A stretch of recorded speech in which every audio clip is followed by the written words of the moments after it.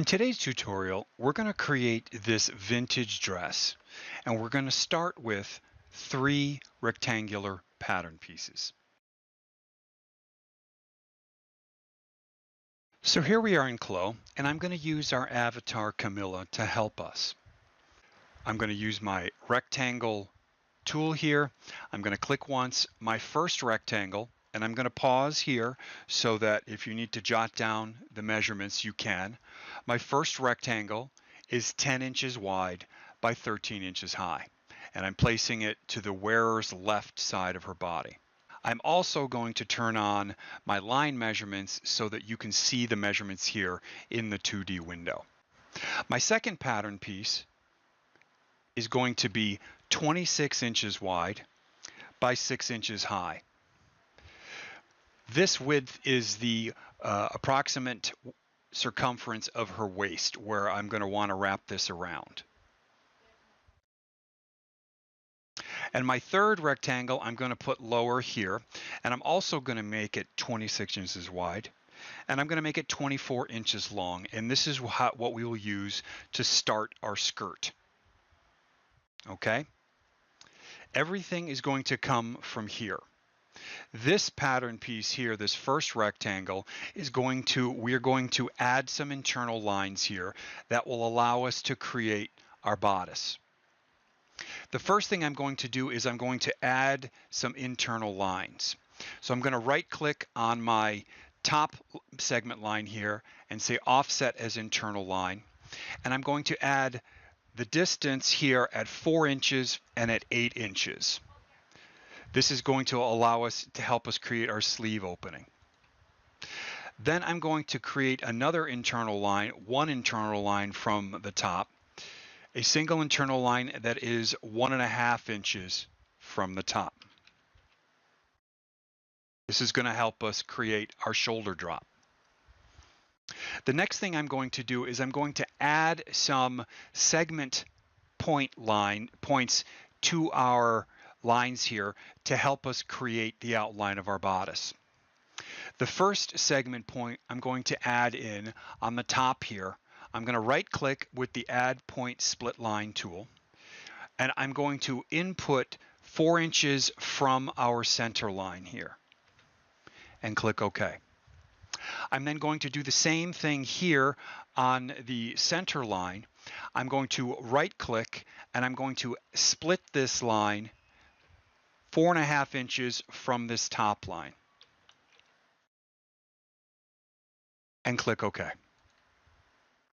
Then I'm going to do the same thing here again in the same place. I'm going to right click and add a segment point line or segment point on the line 1 inch from the top.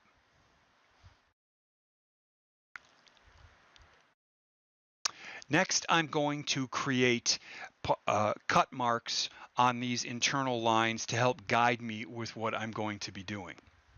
The first thing I'm going to do on this segment line, I'm going to right click and I'm going to make the longer measurement, the blue line, 8.5 inches.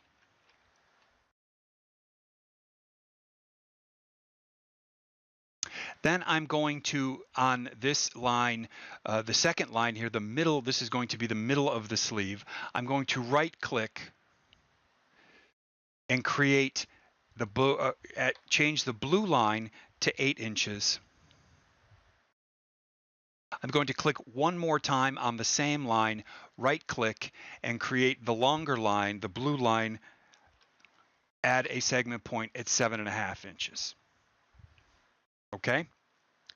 The next thing I'm going to do is I'm going to, at this point that I just added, I'm going to add a baseline for reference from this point straight down to the line at 8 inches below, so that I can use that as reference when I get ready to shape my sleeve openings.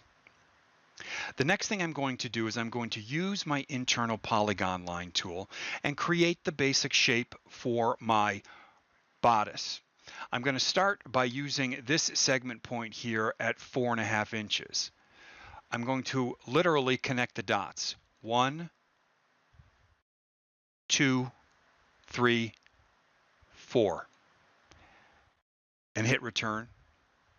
Then I'm also, from this 1 inch down dot, I'm going to add a single line from this point to here. This piece is our template that we're going to construct our bodice from. I'm also going to make a copy of this now. And I'm going to put this up top here, and I'm going to use a new function in Clo known as archive. So I'm going to place this here so that I can have it as reference or possibly use it later. I'm going to right click, and from my contextual menu, I'm going to choose archive. I'm going to make a mirrored copy of this piece. Copy, mirror paste. This will allow me to create the front and the back pieces of my bodice. I'm going to look at the back piece first, and I am going to cut this piece from here. I am going to then shift select these two lines, the shoulder and the sleeve opening, and also do cut. I can then delete these extra pieces, and I can also select this internal line and delete that. This is going to give me the shape for the back of my bodice. In the front here, I'm going to double click on this line. This then selects my entire shape on top. I can cut this and delete the two pieces that are extra. I then need to shape my neck openings and my sleeve openings. So the neck opening I would like to be a scoop neck, so I'm going to use my Edit Curve tool, and I am going to shape this visually how I would want this to appear. I'd like a nice, more open curve shape. I'm going to do the same thing on my sleeve and create the front part of my sleeve using the two dots here as reference, and also the baseline that I added to create the shape of the front of my sleeve opening on my front of my bodice. Next, I'm going to do the same thing on the back collar. Just slope this down slightly to give me a nice rounded shape. And I am going to use this other segment point here on this middle line to help me shape my back sleeve opening. I am now finished with the creation of the two pieces of the bodice. I'm going to delete the internal lines by right-clicking on the background and locking all my pattern outlines. This allows me to marquee select just the internal lines and delete them using the keyboard. I'm going to bring back my pattern outlines by unlocking them, and I am going to delete this segment point here in the center of the back as I do not need it anymore. For this pattern piece, I'm going to make a symmetric copy, symmetric pattern with sewing, as this will be the other half of my back of the bodice. For this piece, I'm going to use my Edit Pattern tool, click this center line, right click and say Unfold Symmetric Editing with Sewing. This will open up my pattern so that I can easily place this where it would need to go and not need to sew it. Finally, the pattern piece that I want to affect is the skirt pattern piece. And I'm going to use the Slash and Spread tool here, Fullness Line tool. This is a very convenient tool that is going to allow me to add shape to my skirt. The first thing I need to do, as it says on my cursor, is click on a start and end point for the fullness line.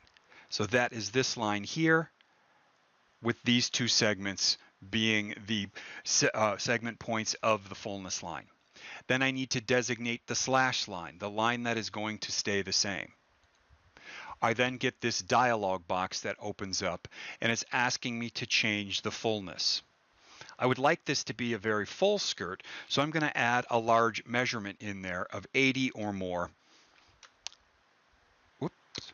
I'm going to add 100 in there, so that it almost goes halfway around. And the direction I'm going to change from start to both so that in my 2D window, my skirt is symmetrical. So I now have the basic pieces of my dress. I'm simply going to select these pieces and move them out of the way temporarily. I'm now ready to arrange my patterns around my avatar. I do this, of course, by showing the arrangement points. I'm going to start by arranging the front of the bodice on the front of my avatar and the two symmetric back pieces on the back of the avatar. This is our waistband, which goes at the center of her waist. The skirt itself, we are not going to place around our avatar.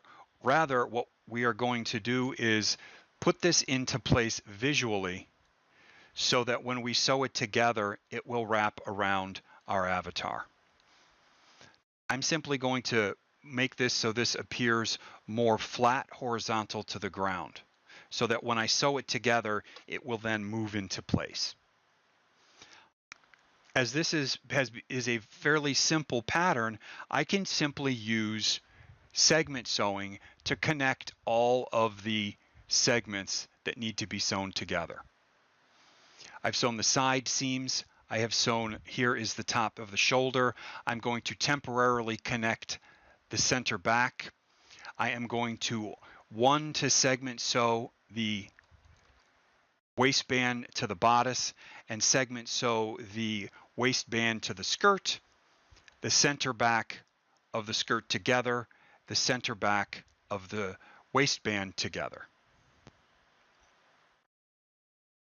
All of my segments have been sewn. Oh, pardon me. I did not sew the back part of the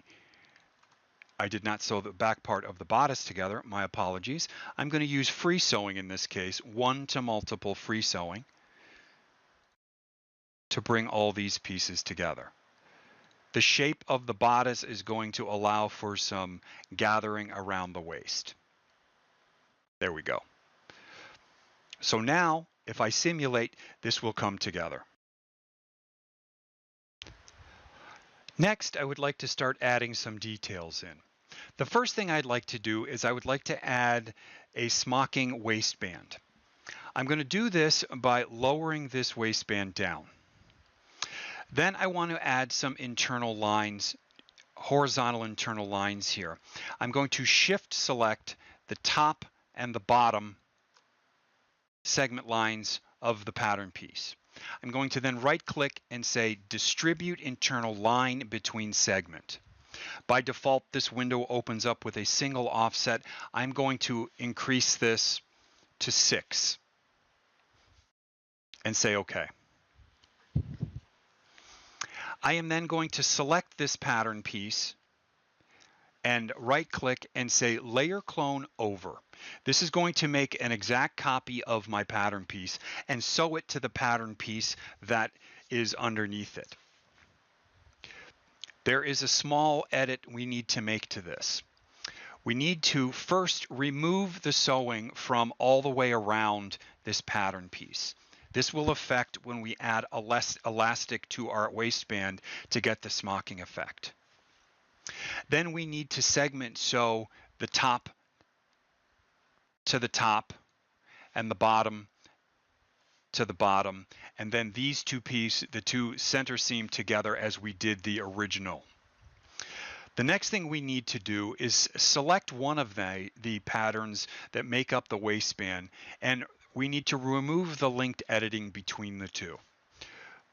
The reason we do that is because we add elastic effect to the internal lines of just the piece that is under the outer part of the waistband. So when I select these pieces, I'm going to click on the elastic effect. The ratio I'm going to make 100. I do not want it to get smaller. I do not want it to get longer. So by making the ratio 100, this then functions as Mobilon tape so that the line does not move. The next thing that I want to do is I want to make the pattern piece that is on top longer so that the elastic effect pulls our pattern piece in and creates the smocking effect. So I'm going to slide this over. I'm going to click the handle here on the right side, and I'm going to drag. And before I let go, I'm going to right click. This is going to allow me to designate how wide that I want to make this. Our original was 26. I'm going to double this to 52. And as you can see in both the 2D and 3D window, we will see the shape of the waistband change. I'm going to reset the 2D arrangement of this, and then I am going to turn on my arrangement points to again apply this where it would need to go around the waist. While this is selected, and because this is so much larger than the one that is underneath, while this segment point, where this arrangement point is selected, I'm actually going to go into my property editor, and under the arrangement option, I'm going to move the position Y out so that my apologies. I'm going to move the offset out so that this opens up around the waist and leaves me a little bit of a gap. I'm going to then turn off my arrangement points and slide this down a little bit, and I'm going to simulate this together. As you can see, the garment immediately starts to show the smocking effect. When we go and raise the particle distance of this, the smocking effect will be much more pronounced. I'm then also going to select the top and the bottom segments, and I am going to, on the selected line, I'm going to apply shirring. This will add to the visual effect of the wrinkles that happen when you do smocking.